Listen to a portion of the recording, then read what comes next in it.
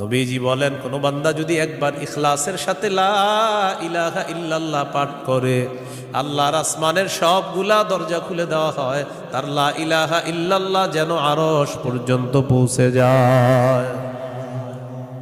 তাওহীদের কয় শর্ত ভুলে গেছে? কয় শর্ত?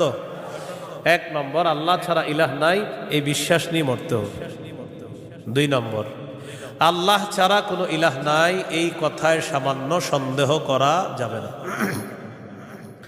সূরা হুজুরাতের 15 নম্বর আয়াতে আল্লাহ বলেন, ইন্নামাল মুমিনুনা আল্লাযীনা আমানু বিল্লাহি ওয়া রাসূলিহি সুম্মা লাম ইয়ারতাবু ওয়া জাহাদু বিআমওয়ালিহিম ওয়া আনফুসিহিম ফী সাবিলিল্লাহ উলাইকা হুমুস সাদিকুন। আল্লাহ